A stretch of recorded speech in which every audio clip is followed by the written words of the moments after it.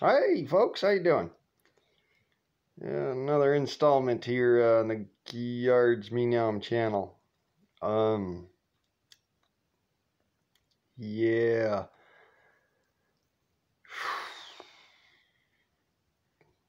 Well, fuck it. Let's just come hot. Yeah, I'm gonna need some more takes there, Hoss. Just some comedy for you. That's what I was trying to do anyway, so I'm just gonna leave it in, I guess. I don't know.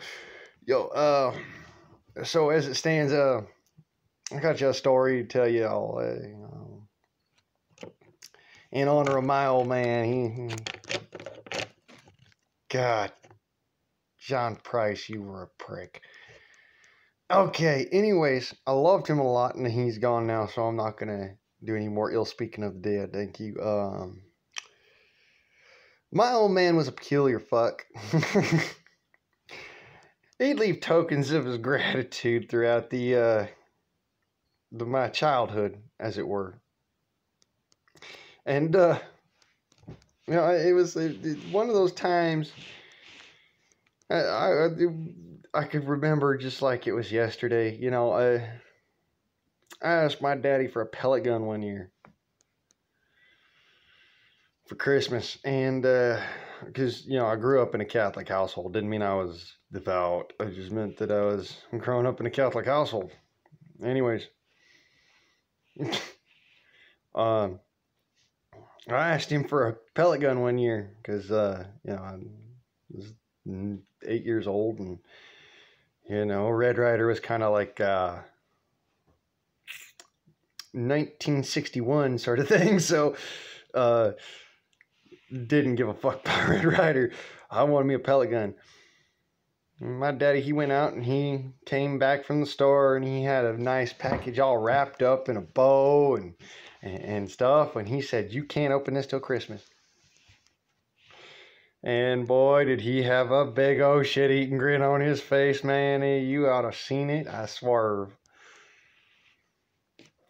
Anyways, yeah, he goes ahead and he says, "Yeah,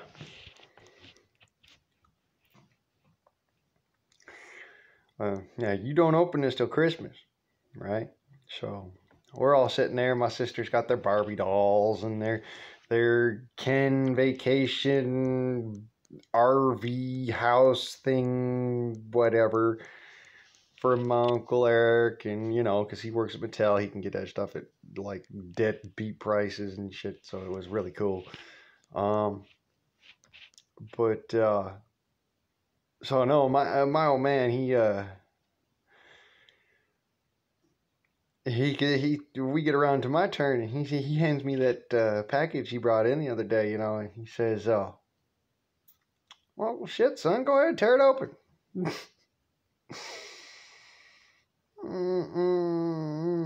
Damn, son, don't you know those days when you just want to cry, like you just want to fucking break down, and just tears of shattered childhood dreams. Christmas '97.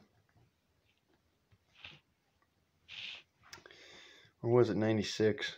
No, it was 97. My pellet gun was 97. 96 was a Red Ryder BB gun. Anyways, 97. So he goes,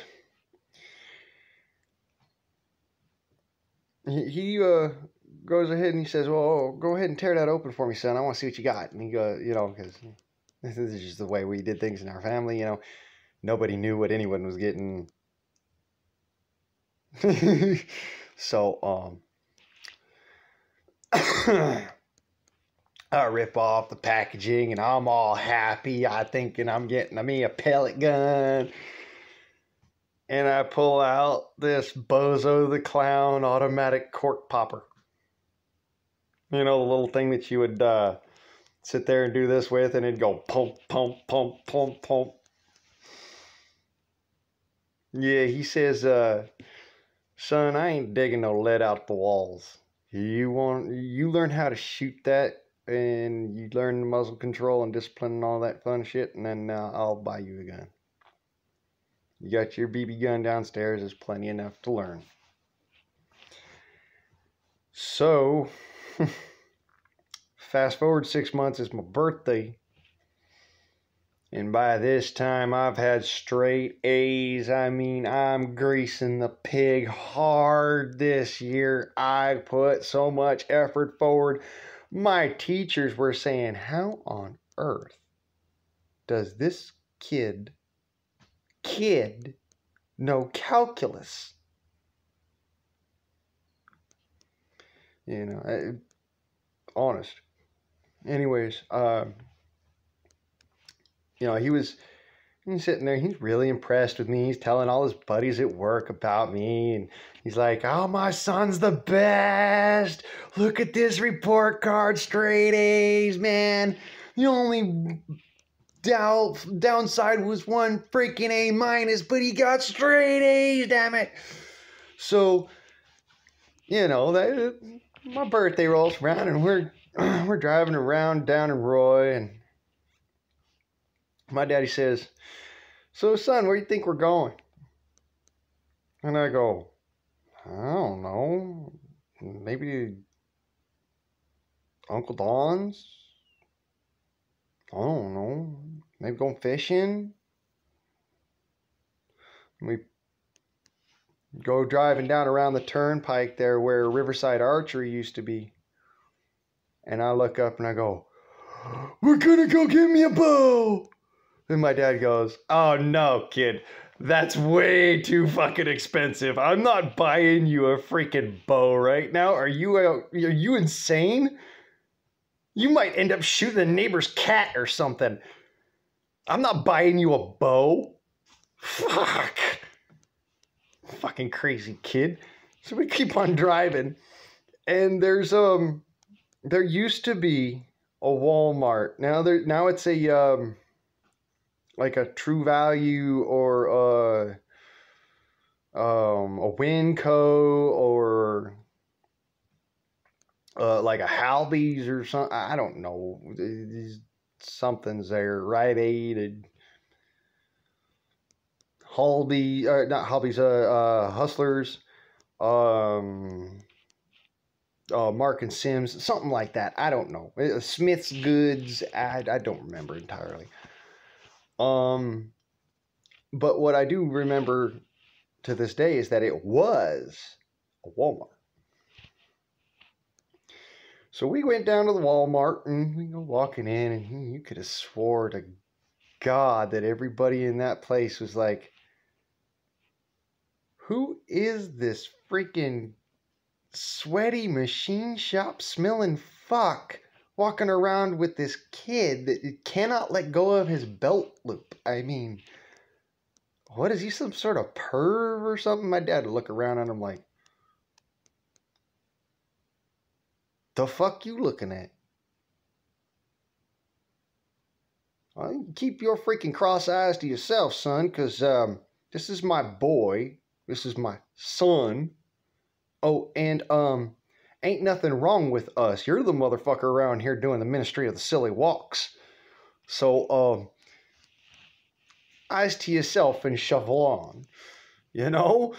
But, so we go walking to the back row, down, you know, sporting goods and all that fun shit. Back when they still put the BB guns and the real guns right there on the shelf.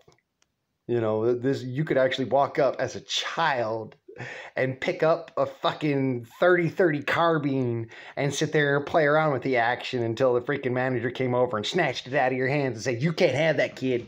You know, it's pretty cool. So we're sitting back there, and he's saying, so which one do you want, son? I turned her, my eyes got all wide, like, oh my God, I'm gonna have a panic attack. My daddy's getting me a gun. So I looked around till I found the only .22 pellet rifle they had in stock, and it was the Powerline 1090. Now, if anybody here remembers the 1990s, the Powerline 1090 was the air gun that a kid got shot in the temple with, and it killed him. And they were talking about banning them when I went to go and get this particular air gun. Yeah, they were talking about banning those air guns. Like, even adults couldn't get them because they were air guns that a kid got shot with. Like, excuse me, but who's the fucking retard that gave the gun to the kid? I'm just saying. You know, even as a child, I was not allowed access to my air guns. What the fuck made that kid so special? Anyways, so, he gives me this air gun, right?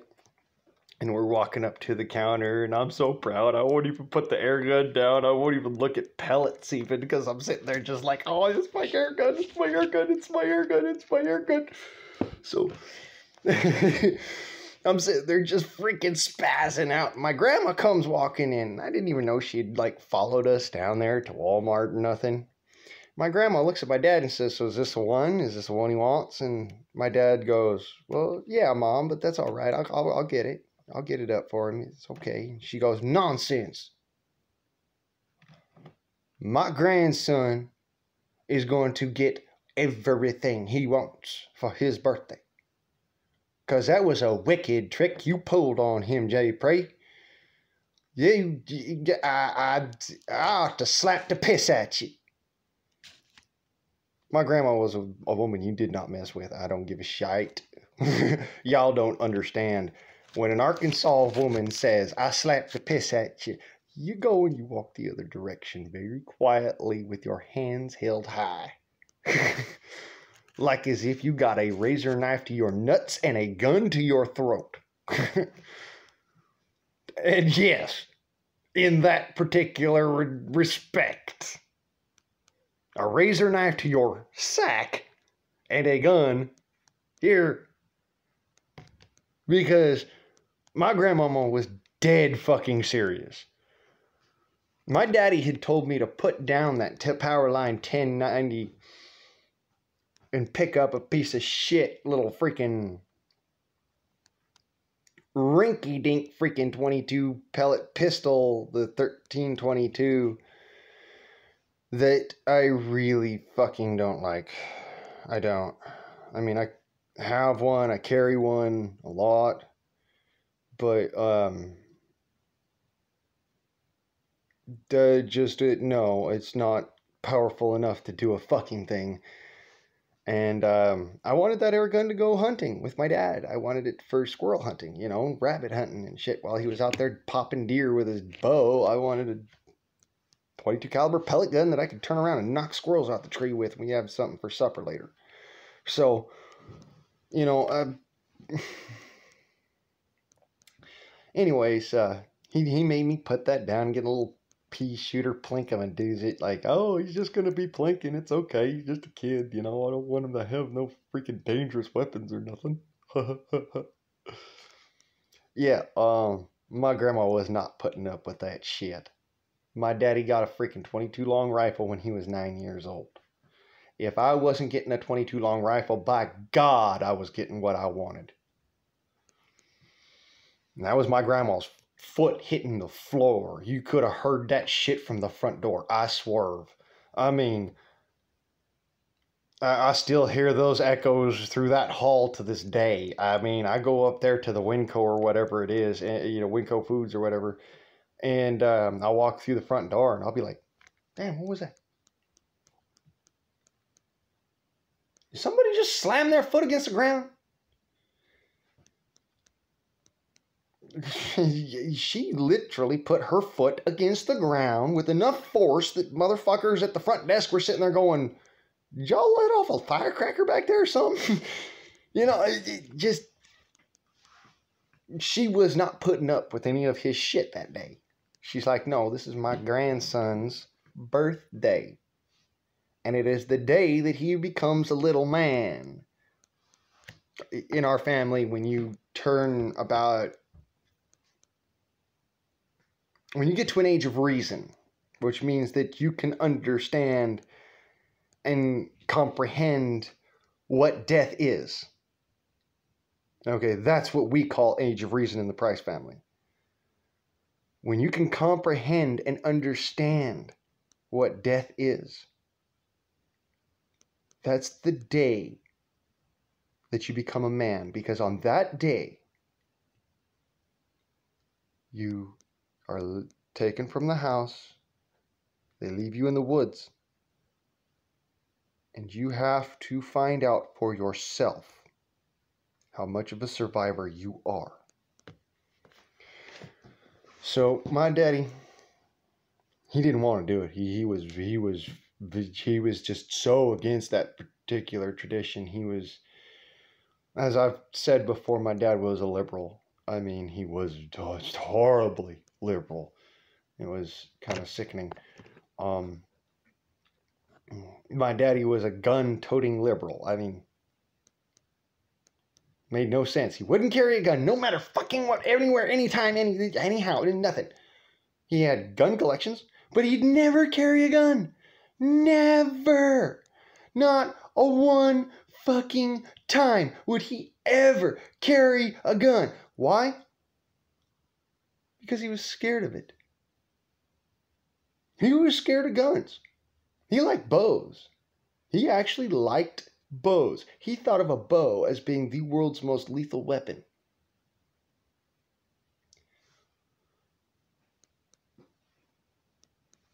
Yes, this is last generation's liberals. Not my generation's liberals. Last generation's liberals. Yeah. He did not like guns. I don't know why. Man had a fucking collection that would have made the armory at freaking Fort Knox look like a goddamn collection of toys. I mean, how many motherfuckers do you know that own a Car 15? How many motherfuckers do you know that own a Beretta P28?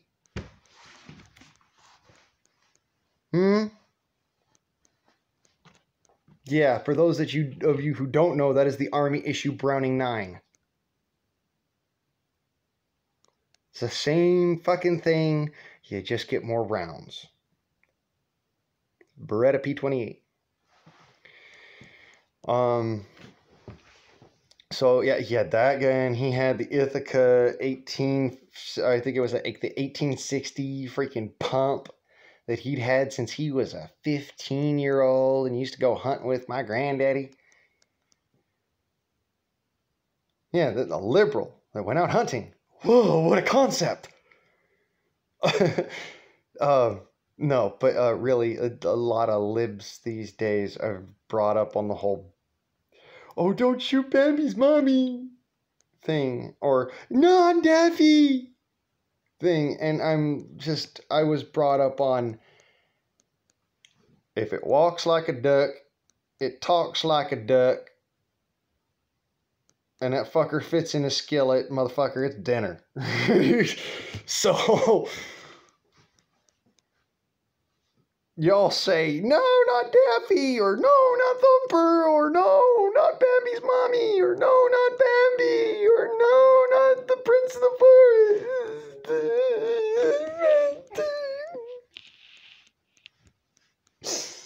Yeah, no, I was brought up on ripping the heart out of a deer and taking a bite out of that fucker and being like,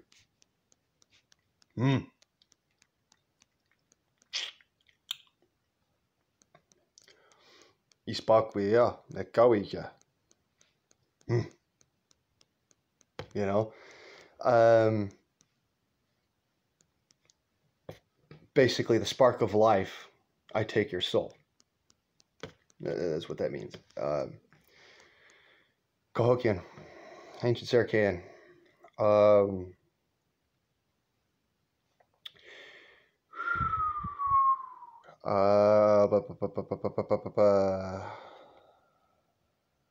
Abi imahiwie.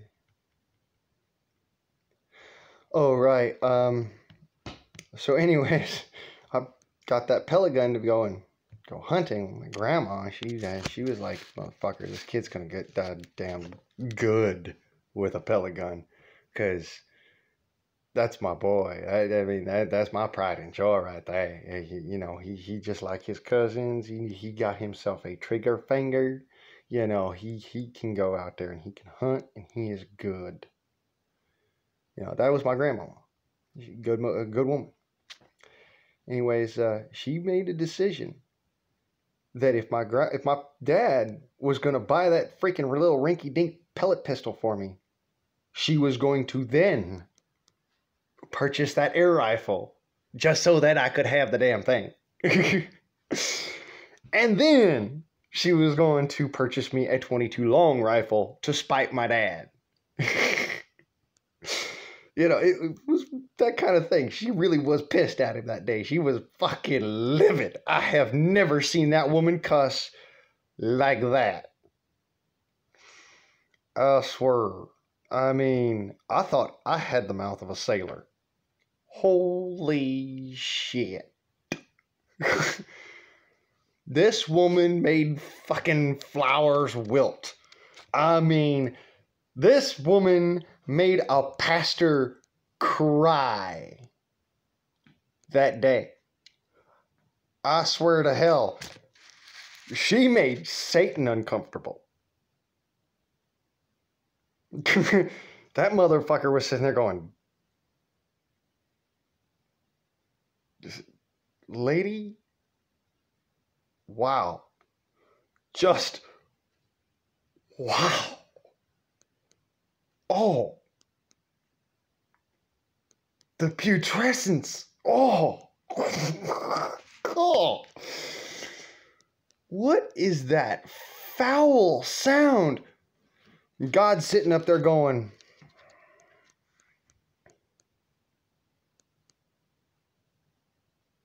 now, Nadine, I love you, darling pie, but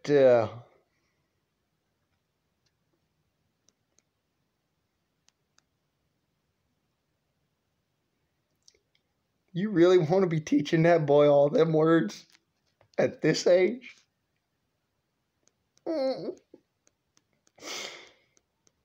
Yeah. Golly. Me? I laugh because, God taking his own name in vain. I mean, that's kind of funny. But, so, he said, my grandma's sitting there cussing up a storm, making Southern delight, I swerve. And she got about to the point where she was gonna tell my daddy that she was gonna stop all of everything that she was doing to help us kids if he did not do what she was telling him to do and make me into a man. Well, long story short, she bought me that air gun. She bought me a box of pellets. She bought me a target.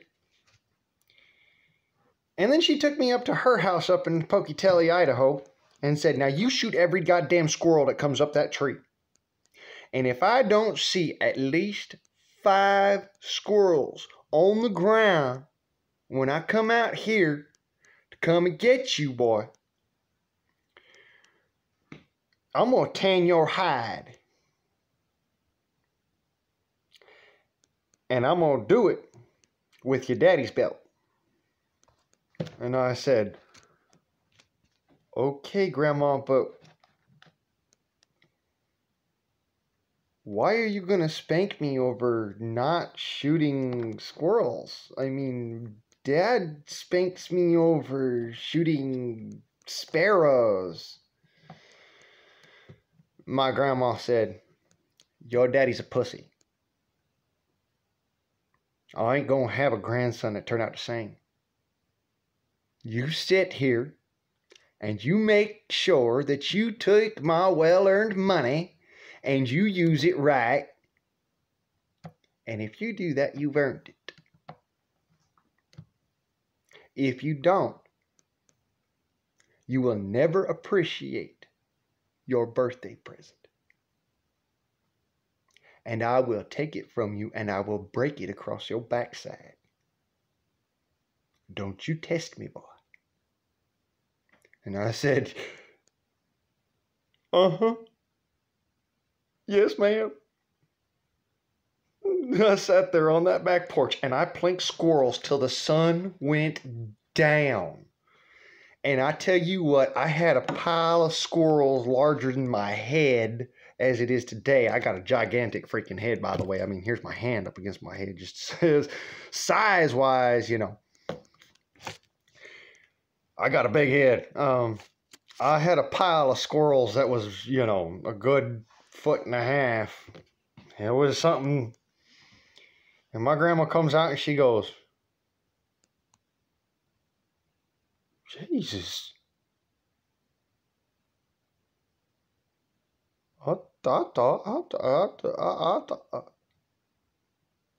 Boy, you pick them squirrels up and you get them inside now. We're going to have ourselves some dinner.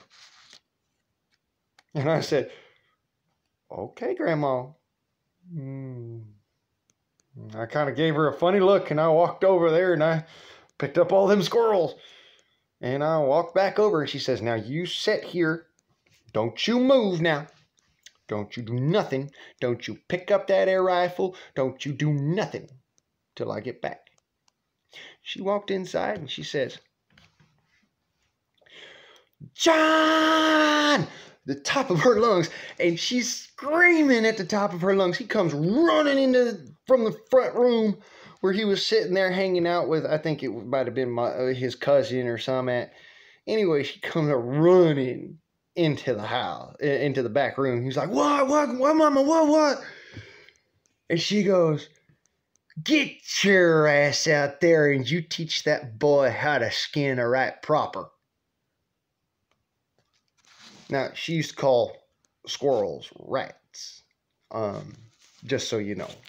She said, you get your ass up here, you can get your ass out there and teach that boy how to skin a rat proper. And she called rats rights, by the way.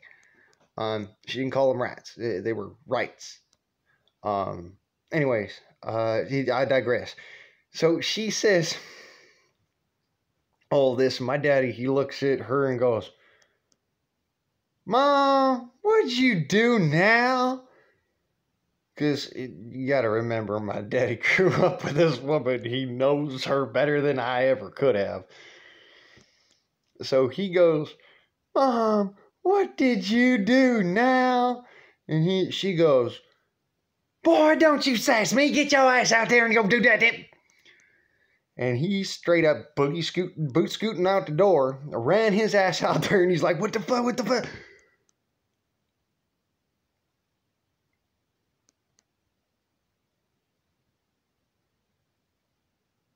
Boy, what is wrong with you? And I said, Grandma told me to shoot all these dang gone squirrels. Now she says she's going to teach me how to make them into the stew. My daddy goes, oh, all right, I guess. And they're dead anyways. He walks over, he flips out his tiny little penknife that couldn't have been more than tail big as my cigarettes.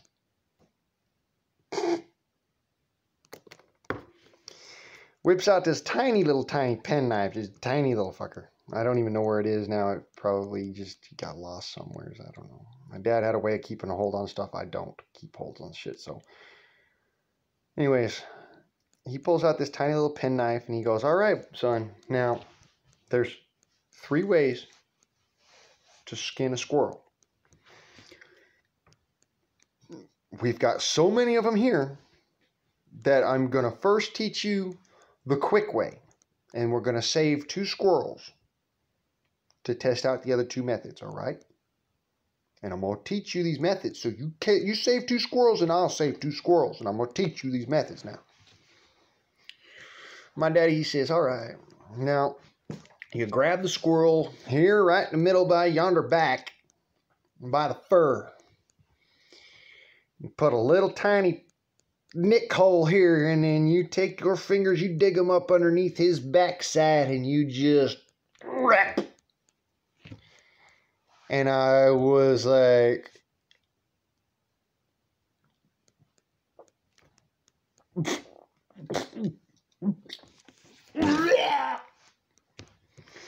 I puked the freaking goddamn slurry, you know.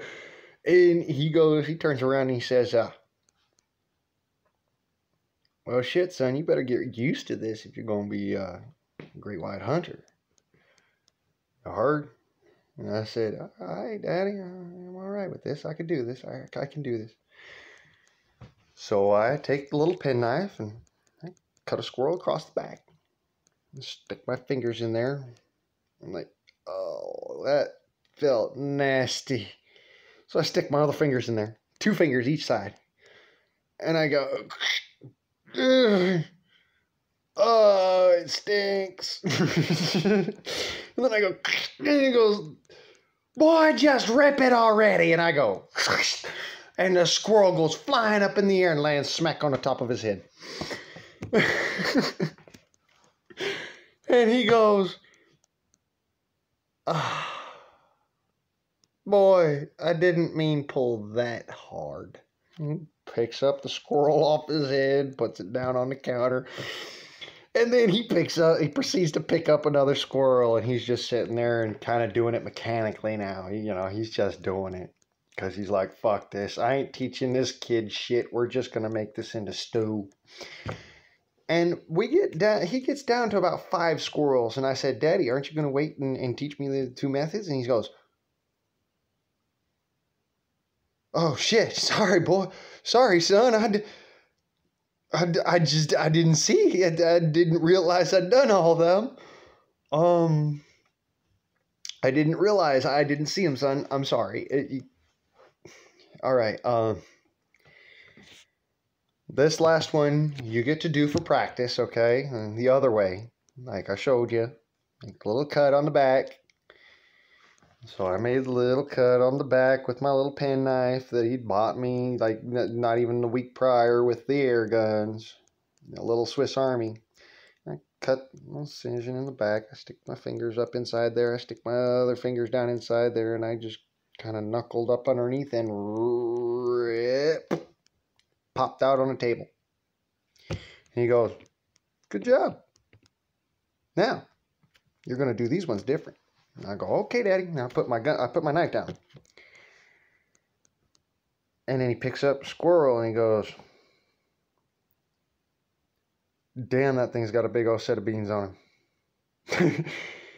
He picked up a squirrel, had a pair of nuts hanging off the fucker. I swear to God, them things were the size of kidney beans. I was like, holy.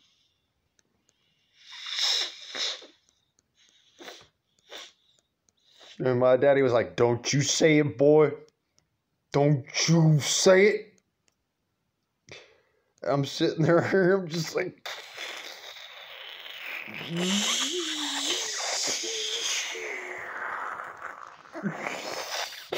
It sounded like a tea kettle got freaking left on the daggum stove for too long.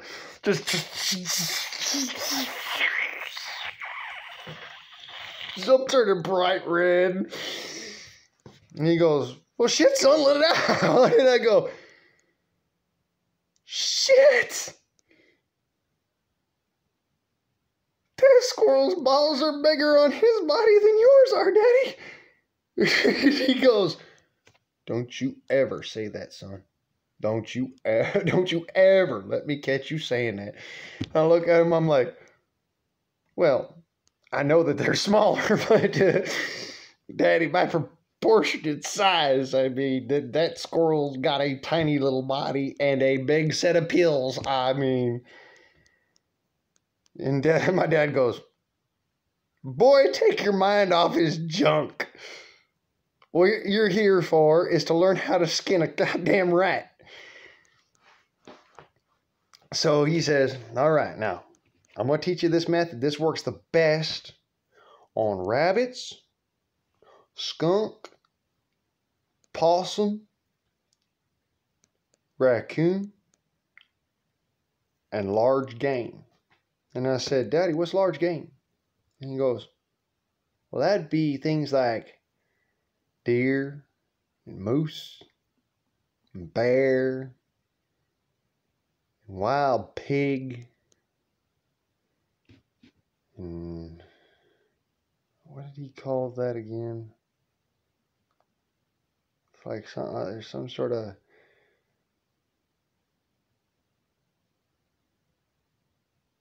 I can't remember. Like it's some sort of lizard, some sort of monitor lizard that he used to hunt when he lived in Guam.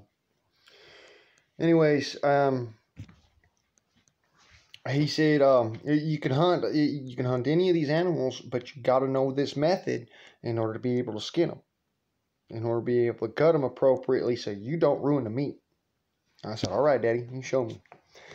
So he takes out his little pocket knife, his little pen knife, and he sticks it on top of his fingers. All right, and I'm going to show you how to do that, actually, because I do happen to have a pen knife here, and I can. Ah, there it is.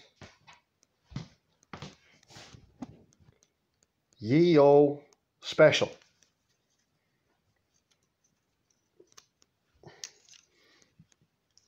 Woodsman's best friend right here. So, he said, now, you take 2 fingers, or if it's like a rabbit or a squirrel, you take 1 finger, and you put the tip of the blade into your finger. Don't cut yourself now, but you press until the tip of the blade is pressed into your finger. You see how that works? I've actually made myself a skinning knife now. That quick. A little skinning blade. I place my thumb against here, the shoulder on the blade, the clip of the blade, and then on the cleft here, or I might have that backwards, the clip and the cleft, but you place your finger and you place your thumb, and now you've got pressure in order to hold that knife. Now this is just like a Swiss Army knife. It doesn't have a lock on it. It just, you know, rinky-dinko, but it'll work because if you know what you're doing, lock your thumb, lock your finger. Now, you slip it up inside, and you just zip her. Now, that's what my dad taught him. He said, now you put your finger on a knife right there, okay? You put your thumb right there, and you lock your fingers over the top of your knife, and you hold that knife really secure because it's about to get slippery as all hell. It's about to make greased owl shit seem like as if it was just, you know, sandpaper. I says, all right, Daddy, I can do that. So I took my big old Mondo Swiss Army knife that was too big for my hands, and I sat there and I doubled up my hands, and I put my finger on a tip, and I put my other thumb here because I couldn't put my finger on a tip. And he goes, boy, you're going to need the other hand for that. And so I says, all right. So I grabbed it like this and put my finger and my thumb and my middle finger here. And then I stuck my finger here. You see that? I still have that little tiny cutting crook in between my thumb and my forefinger. And he said, that'll do, boy. Now, if you ever had to use a piece of flint, that's how you hold that. I said, all right, Daddy, now show me. And he goes, all right, now you're going to take the tip of the knife first. You're going to pinch the belly skin, and you're going to pull up. Now, you take the tip of the knife with the back of the blade facing towards the animal's body. You punch through both sides and you slice outwards. Not towards you. You take your face away and now you pop it this way. All right? And I did. Now, okay? So then he says, all right, now, remember how I told you, son. Put your finger on the tip. Put your thumb on the clip. Finger on the trigger, right? Now, slip your finger up inside that hole you just made. All right? Now just push up towards his chin. And that knife just slid through that squirrel's guts like butter. And my dad said, well, shit, I guess we're not eating that one. And I said, well, Dad is my first one. I mean, I didn't know any better. I didn't know what I was doing. He goes, that's all right, son. It's good practice. Now you're going to take the guts out. You're going to, just like you do trout, like I taught you how to do a trout, you know, you take your thumb and you run it across their backbone, pull the bloodline out, all right?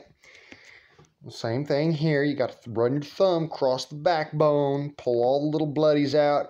Then you got to get your thumbnail up underneath the diaphragm and pop it loose of the backbone so that you can get your thumb up inside of there, turn around and pull out that whole thing of offal, lungs and heart and all that tissue. And I was just like, oh, blood. This was me as a child. All right.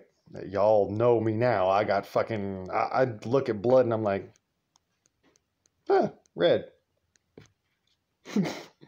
Does it taste like copper?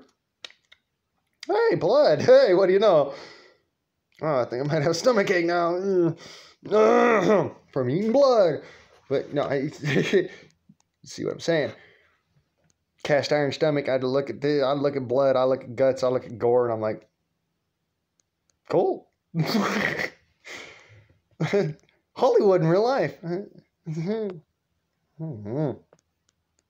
Yeah.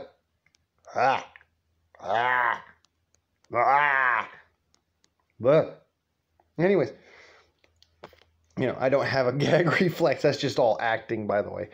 So I'm sitting there, and, you know, I pull all the guts out, and, you know, I puke my guts out because this is the second time now that I've been grossed out in as many minutes.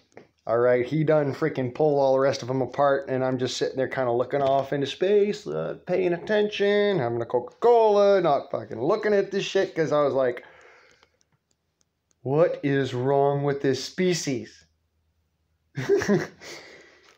And so I'm sitting there, you know, and it finally comes about, and we're sitting there, and he's like, all right, now, son, now that you done cleared your guts out and made room for dinner. And I'm sitting there like, and I know I'm hungry. He goes, all right, well, I want you to take both the guts in both hands, all right? And you're going to take and rip the liver and the kidneys off the guts. Everything else goes in the trash can. Or into a dirt pile or in a hole or whatever, wherever you are, that's how you do it. But right now we got a trash can, you're going to put it in the trash can. So you rip the guts apart, put liver and kidneys over here, that in the trash can.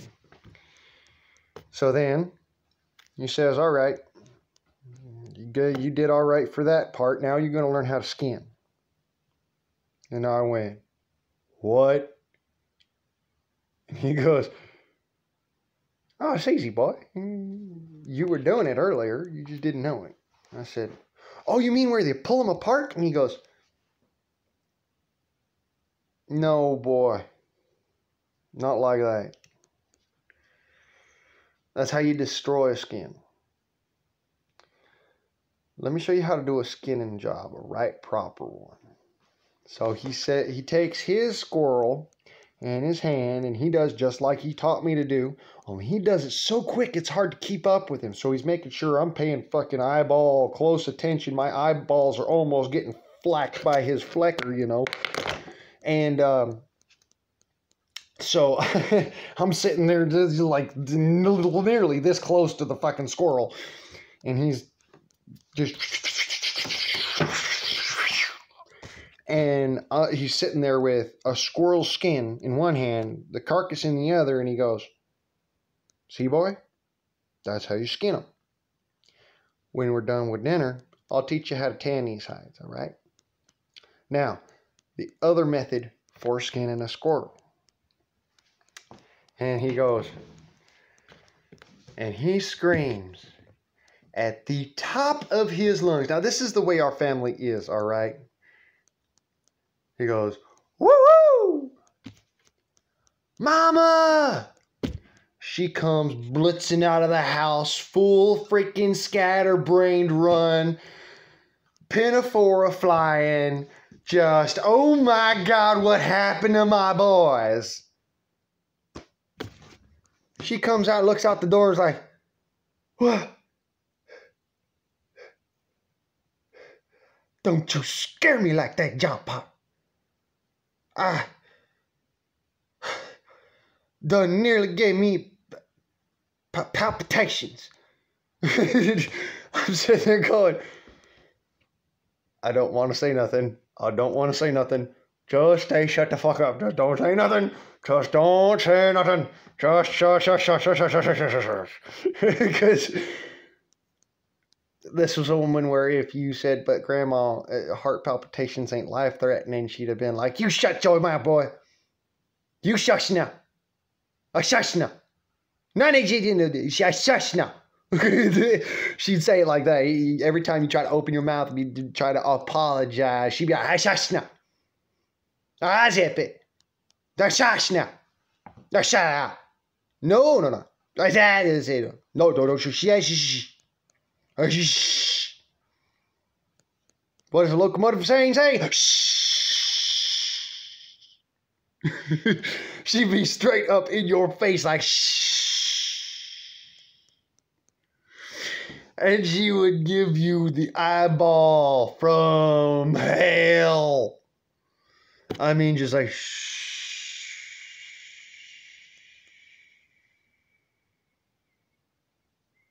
It was like so creepy. It was more freaky than I can do. And it's saying something because I got her genetics. All right, y'all. I mean, yeah. So this is fucking hilarious. I mean, it all starts from, you know, a joke I was trying to tell, and it's a story now, and it's a great story because this was my grandma, and she was an awesome lady, and Grandma Nadine, and she was a great woman, and a lot of folks out here in Blythe actually knew her quite well. Because that's the way she was. She would let you know who she was right up in front and personal, and if you did not like it, then you could get your fucking happy ass to fuck off her porch. Anyways, so as I was saying, you know, we're sitting there and she come out, she's all panicked and whatnot, and she just and all that. So, you know, my daddy, he just kind of looks at her and goes, Ma, I'm sorry, I didn't mean to panic you.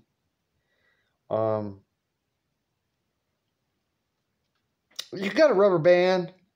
She goes, God damn it, Jack! I just beat your ass. Well, straight up freaking starts having a fucking myoplastic seizure. I swerve. I mean, it's something where she just starts. And,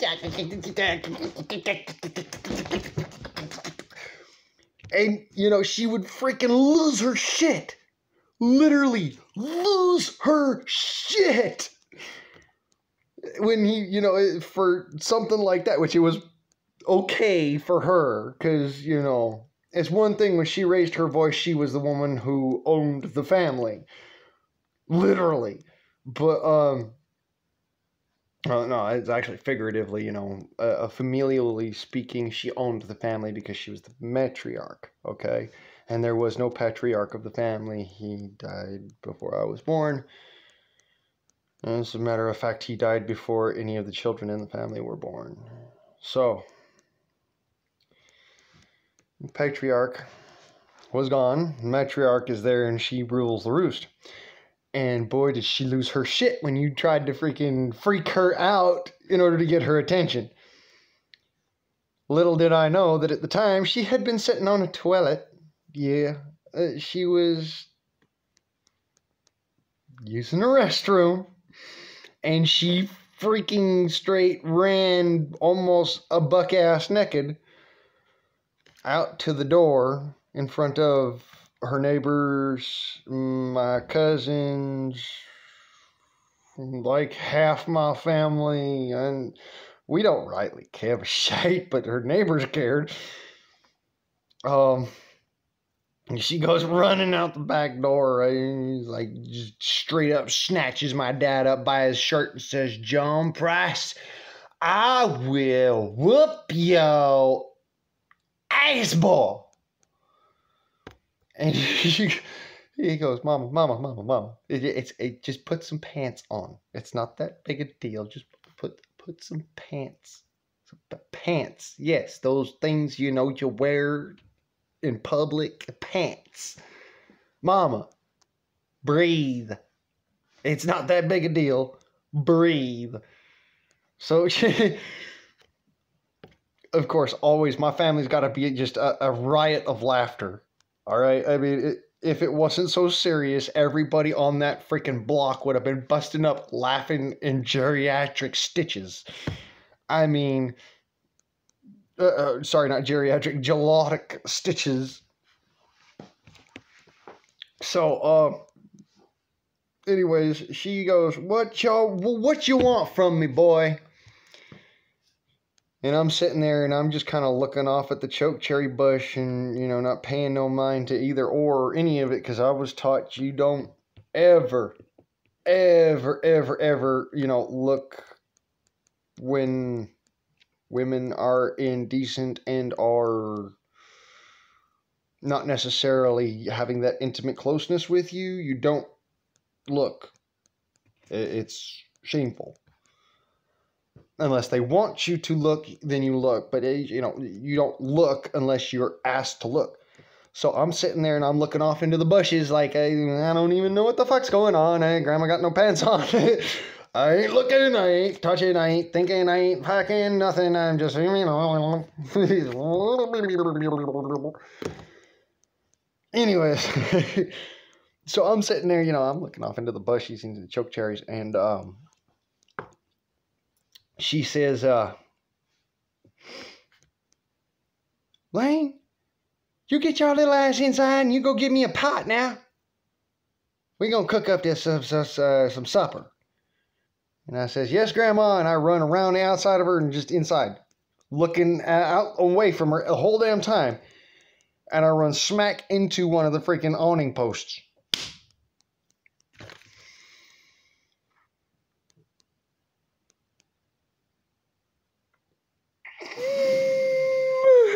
God, that hurt so bad, but it was such a good thing to do.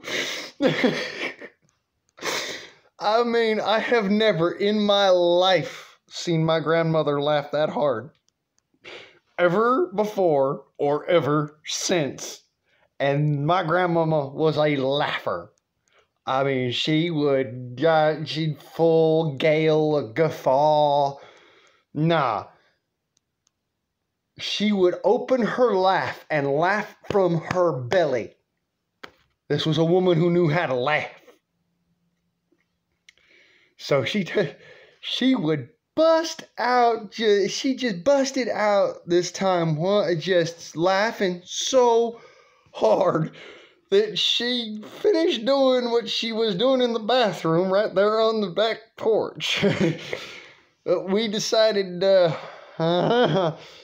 going to let Dad clean that up because it's not our job as kids, and it's definitely not something we want to tell Mom about. So, you know, we let Dad do it, and he just kind of, you know, he took care of her on that one and is like, okay, well, Mom, go get inside and yell to understand it. That's fucking funny. Go inside, get yourself some pants on. And she runs around the corner to her motorhome, which was sitting there. And her motorhome was the motorhome that she gave to my dad, and then he gave to me. And then the city of Blythe stole and destroyed. So imagine why I might have a little angst towards Blythe. Y'all have a knack for destroying my family's heirlooms. And I have not, as of yet, lashed out because of such.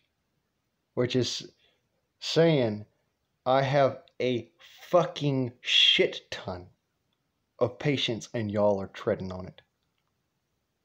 Anyways, segue back to the video. So we're all sitting there laughing and whatnot. She goes to that motorhome. She gets herself a pair of pants on it, and much too tight. I guess she must have like you know, kept her summer clothes in there or something. You know, we're sitting there in the spring and it's not quite summer yet, so she's not quite fitting her summer clothes yet, but no thing, right? So she's in, you know, all of it up except for the top button. We walk inside. I mean, a redneck family from hell. It's just redneck. Redneck. All right. I mean, redneck. So she grabs a pot out from underneath the big old tall pot out of underneath the cupboards, and she says, "Now, Blaine, you go get every single one of them squirrels out there. You stick them in this pot. We're gonna wash this pot with them squirrels in there. We're gonna wash them squirrels with this pot." I said, "Yes, Mama." I run myself outside. Or sorry, no, yes, Grandma Nee. Because that's what I always called her, Grandma Nee. I said, "Yes, Grandma Nee."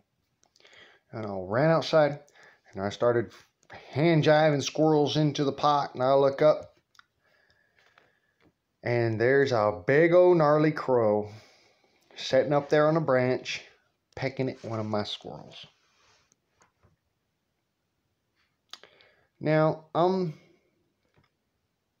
not normally a violent or sadistic person, but don't fucking steal from me. Don't. Just don't.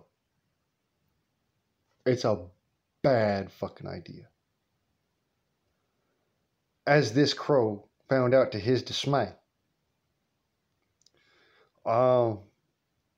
So I picked up my air gun.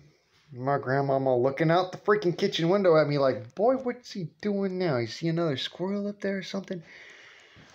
I put that blade and that freaking post right there on top of his eyeball. And I said, "Ta-ta, Tweety." Boom. Dead corvid. That quick. And I done had enough of that little bastard. I mean, I ran out there and I picked up my squirrel off the ground. I stuck it into the pot and I ran back inside. My grandmama said, "Boy, did you just shoot a crow?" And I went,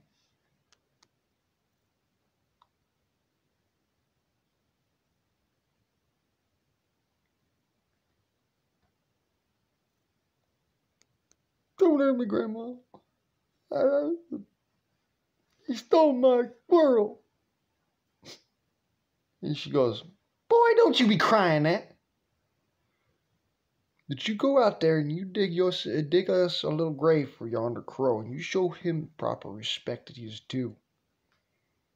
That crow is a messenger of the gods. And you stole his dinner." And I said, "But Grandmama, they're pest animals. They steal from you and they destroy your chokecherry tree and they eat up all the berries and they eat all your cherries and they eat all the apples." And she goes, "You go out there and you dig that crow a grave. And if I have to tell you again, I'm going to go cut me a switch." And I looked at her and I went, "Yes, Grandma. Yes, Grandma. Yes, Grandma. Yes, Grandma. I go do. I promise." And I ran my happy ass right out the freaking door. And before you could say freaking, "Hey, Blaine, what you doing?" I was out there. I was digging a hole so goddamn deep they could have freaking stuck 10 caskets up in there, end on end. And them motherfuckers would have still been 6 feet under.